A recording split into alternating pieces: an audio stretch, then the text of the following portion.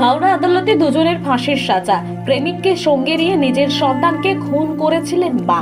দুজনকে দোষী সাব্যস্ত করে হাওড়া ফার্স্ট ট্র্যাক কোর্ট আজ দুই অভিযুক্তের ফাঁসির সাজা ঘোষণা করেন বিচারক।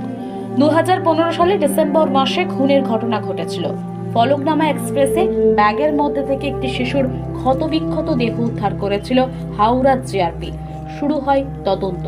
জানা যায়, নিজের স্বামীকে ছেড়ে সন্তানকে নিয়ে প্রেমিকের সাথে অন্ধ্রপ্রদেশের গন্টুর থেকে শ্বশুরবাড়ি ছেড়েছিলেন হাসিনা সুলতানা। প্রেমিক ভানু শাহের সাথে চলে গিয়েছিলেন হায়দ্রাবাদের বানজারা হিলস এলাকায়। সেখানেই ঘর ভাড়া নিয়ে থাকছিলেন, কিন্তু পথের কাঁটা হয়ে দাঁড়িয়েছিল নিজের পুত্র সন্তান জিশান। তাই প্রেমিকের সহযোগিতায় জিশানকে খুন করে ট্রাভেল ব্যাগে ভরে সেকেন্দ্রাবাদ স্টেশনে গিয়ে ফলকনামা এক্সপ্রেসের সেটের নিচে রেখে দিয়ে আসে দেহ। এদিকে মেয়ে আর নাতির খোঁজ না পেয়ে সুলতানার বাড়ির লোকজন তাদের ছবি দিয়ে থানায় নিখোঁজ ডায়েরি করেছিল। হাওড়া স্টেশনে জিসানের দেহ পাবার পর সেই ছবি মিলিয়েই তদন্তের অগ্রগতি হয়। হাওড়া জিআরপি সুলতানা ও তার প্রেমিক ভানুকে অন্ধ্রপ্রদেশ থেকে গ্রেপ্তার করে। এতদিন বিচারাধীন ছিল বিষয়টি। সরকারি আইনজীবী অরিন্দম মুখোপাধ্যায় জানান, সাক্ষ্য প্রমাণের ভিত্তিতে দুজনকে দোষী সাব্যস্ত করে ফার্স্ট ট্র্যাক কোর্টের বিচারক। দুজনকে ফাঁসির সাজা ঘোষণা করেন। আসামির পক্ষের আইনজীবী ফিরোজ সরকার জানান, ফাঁসির নির্দেশকে চ্যালেঞ্জ করে তারা উচ্চ আদালতে যাবেন।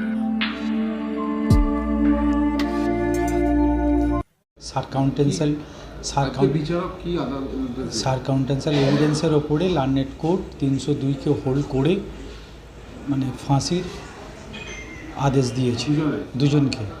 তো যেহেতু কেসটা চেন কমপ্লিট হয়নি, মানে প্রমাণ হয়নি, প্রসিকিউশন প্রমাণ করতে পারেনি, তারপরও লার্নেড কোর্ট দিলেন, সেই জন্যে আমার ক্লায়েন্টরা উচ্চ আদালতে যাবে এই রায়ের পরিপ্রেক্ষিতে, এই রায়ের বিরুদ্ধে। ঘটনাটা অভিযোগ আনা হয়েছিল বাচ্চাটাকে মেরে টেনে করে পাঠিয়ে দেওয়া হয়েছিল। বলেছিল যে নিজের স্বামীকে ছেড়ে অন্য একটা ছেলের সাথে, বয়ফ্রেন্ডের সাথে ছিল এবং বলে এরা করেছে। বয়ফ্রেন্ডের মাধ্যমে তার মা বাচ্চাটাকে মেরে টেনে কম্পার্টমেন্টে পাঠিয়ে দিয়েছিল, এটি ওদের অভিযোগ ছিল। প্রেমিকের সাহায্যতে করেছিল এরা বলেছে। প্রসিকিউশন স্টোরি দু রকম আছে, একটা হচ্ছে সিপ্টোজেন ট্যাবলেট খাইয়ে 10টা খাইয়ে মেরেছে, কিন্তু যখন পোস্টমর্টম রিপোর্ট হলো, পোস্টমর্টম রিপোর্টে এরকম কোনো তথ্য আসেনি। পোস্টমর্টম রিপোর্টে জাস্ট ইনজুরি ছিল, ইনজুরির ফলে মারা গেছে, হোমিসাইডাল নেচার বলেছিল। কিন্তু প্রসিকিউশন স্টোরি দুটো ছিল। এরা বলেছিল সিসি ক্যামেরা ধরা পড়েছে, কিন্তু সিসি ক্যামেরা যে সার্টিফিকেট ম্যান্ডেটরি, সেই সার্টিফিকেট এরা প্রমাণ করতে পারেনি। 65B সার্টিফিকেট সব মিলিয়ে কী করতে পারেনি। সেই হিসাবে চেন কমপ্লিট হয়নি, উচ্চ আদালতে এর রায় পাবে। আমার নাম ফিরোজ সরকার, আমি ডিএলএসএ থেকে, ডিস্ট্রিক্ট লিগাল সার্ভিস অথরিটি থেকে আমি অ্যাপয়েন্টমেন্ট ছিলাম। আমরা আর্গুমেন্ট করেছি। তার আসামির পক্ষের আইনজীবী, আমি আসামির পক্ষে আইনজীবী।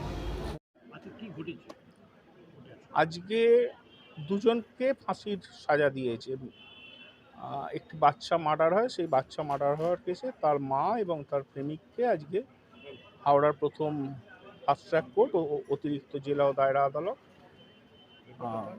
ফাঁসির অর্ডার দিয়েছেন।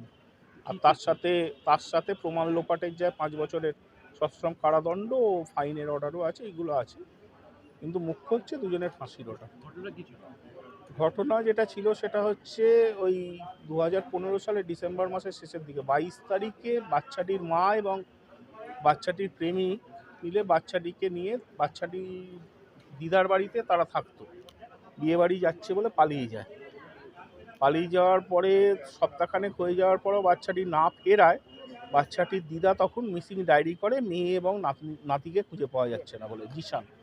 জিশান এবং হাসিনাকে খুঁজে পাওয়া যাচ্ছে না। এদিকে ওরা চলে যায়, হাসিনা তার প্রেমিকের সাথে চলে যায় হচ্ছে হায়দ্রাবাদের বানজারা হিলসে। সেখানে গিয়ে স্বামী স্ত্রী পরিচয় দিয়ে বাচ্চাটিকে নিয়ে থাকতে আরম্ভ করে এবং তারপরে ওখানে গিয়ে ওদের মেলামেশায় অসুবিধা হওয়ার কারণে বাচ্চাটিকে মার্ডার করার পরে সেই ডেড বডিটা ওরা ফলকনামা এক্সপ্রেসের তলায় তুলে দেয় এবং সেই ফলকনামা এক্সপ্রেসের সিটের তলা থেকে হাওড়া স্টেশনে এই ডেড বডিটা পাওয়া গিয়েছিল। ডেড বডিটা পাওয়া যাওয়ার পরে এখান থেকে হাওড়া জিআরপি থানা মামলা রুজু করার পরে এখান থেকে ইনভেস্টিগেশন করা যায় এবং ওই মিসিং ডায়েরির বেসিসে যেটা ছেলেটি দ্বিধা করেছিল, দেখা যায় যে মিসিং ডায়েরির বেসিসে যে লুকআউট নোটিশটা জারি হয়েছিল সেই বাচ্চাটির ছবি এবং এখানে যে বাচ্চাটি পাওয়া গেল ডেড বডি, সেই ছবিগুলো এক, বাচ্চাটি এক। এখান থেকে পুলিশ তখন ওই অন্ধয়ে যায় এবং ওই থানার থেকে তদন্ত করে ওই কাগজগুলো পায় এবং তারপর বাচ্চাটির বাবার কাছে যায়, যে হাসিনার অরিজিনাল যে স্বামী ছিল, এবং রিয়াজও তখন বাচ্চাটিকে শনাক্ত করে, তারপর এবং বাচ্চাটির দিদাও শনাক্ত করে যে হ্যাঁ এই বাচ্চাটি মারা রয়েছে, এই চলে গিয়েছিল আমার মেয়ের সাথে। তারপর ওখান থেকে পুলিশ হাসিনা এবং হাসিনার প্রেমিক ভান্ডরকে গ্রেফতার করে আনে।